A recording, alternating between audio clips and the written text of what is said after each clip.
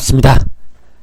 이번 영상은요, 드라마 로스쿨 3회 리뷰 중에서 로스쿨 살인사건 추리 부분입니다. 뜻밖에도 3회는 로스쿨 살인사건 부분이 대부분을 차지했어요.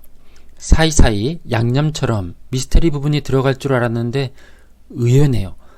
이쯤 되면 미스테리물이 주가 되고 있습니다. 구독, 좋아요, 제겐 큰 힘이 됩니다. 이번에는 이해를 돕기 위해서 양종훈 교수와 한준희, 이만호 각각에 대한 혐의점을 분석해보는 방법으로 진행해 보겠습니다. 먼저 양종훈 교수에 대한 혐의점을 분석해 보겠습니다. 첫 번째, 양종훈의 지문과 머리카락입니다.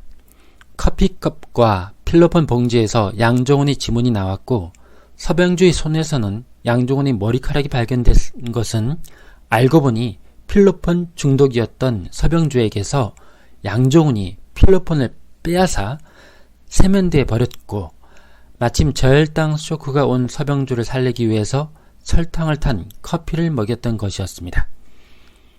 그때 서병주 교수가 양종훈의 머리카락을 손으로 쥐어서 서병주의 손에서 양종훈의 머리카락이 발견된 거였습니다.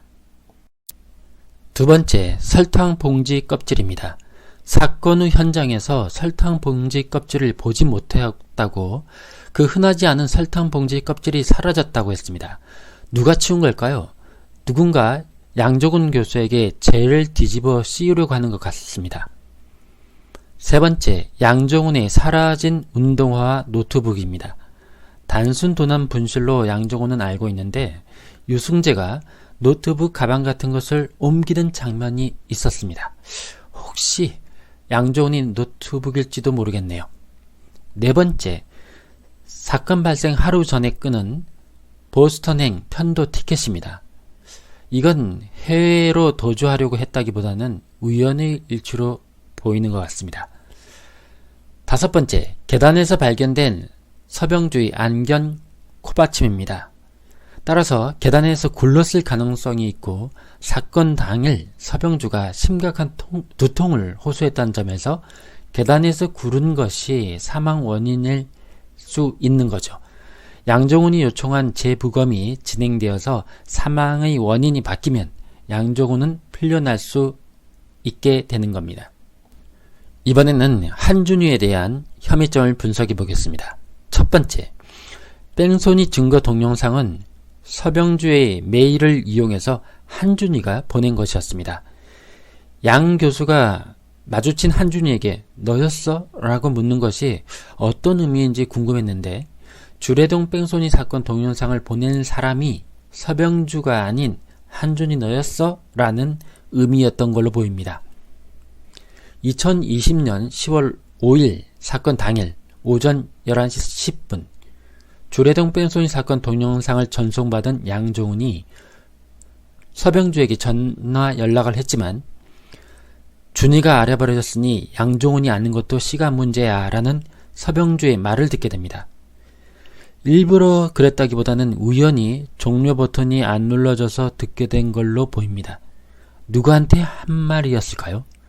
주례동 뺑소니 사건을 알고 있는 이만호에게 한 말일까요? 아니면 주례동 뺑소니 사건을 아는 또 다른 사람이 있는 걸까요?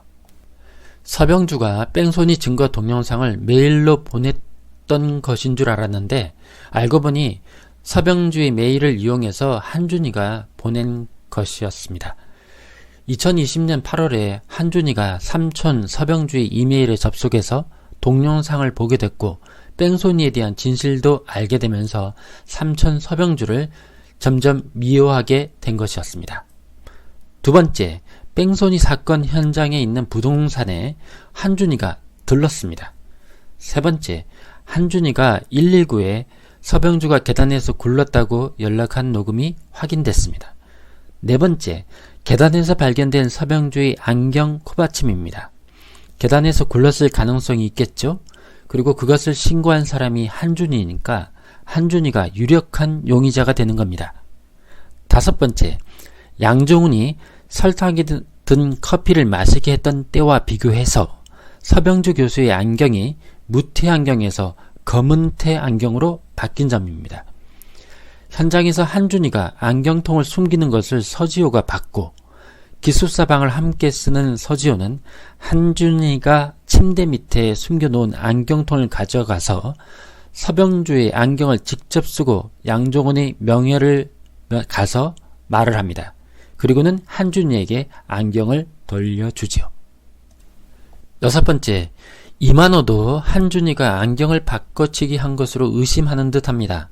서 교수의 차에 늘 구비해 두었던 안경집이 사라졌다는 말을 하면서 웃었습니다. 이만호 자신이 서병주 교수를 협박 아닌 협박을 해서 자신이 살아남았다고 그렇게 말을 합니다. 그래서 한준이에게 한 대 맞기도 합니다. 7번째, 서병주의 부인인 한준이의 숙모는 한준이가 재산 때문에 서병주를 죽였을 것으로 의심합니다.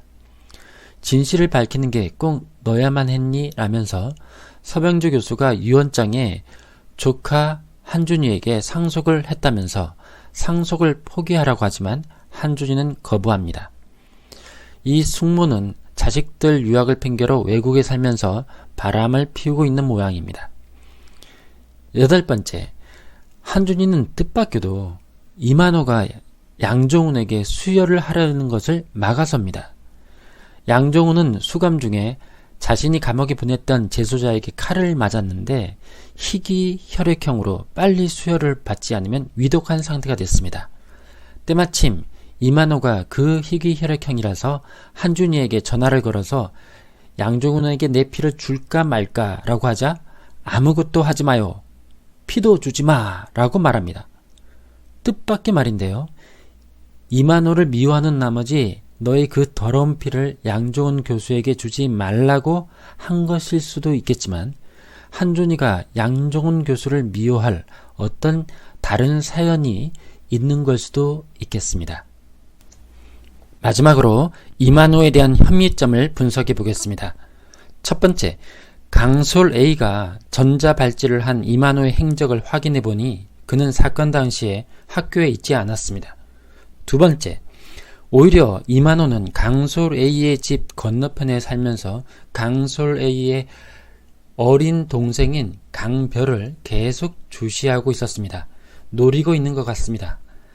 세 번째, 담당 검사였던 서병주는 뺑소니를, 또 이만호는 성추행을 서로 거래를 해서 서병주가 항소를 하지 않았죠. 게다가 이만호가 서병주의 운전기사로 계속 지낸 걸로 보면 이만호가 서병주를 살해할 동기는 적어 보입니다. 여기까지 드라마 로스쿨 3회 리뷰 중에서 로스쿨 살인사건 추리였습니다. 아직까지는 도대체 누가 범인일지 오리무중이네요.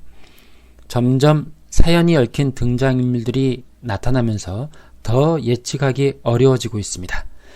같이 계속 추적해보시죠. 구독, 좋아요, 제겐 사랑입니다. 감사합니다.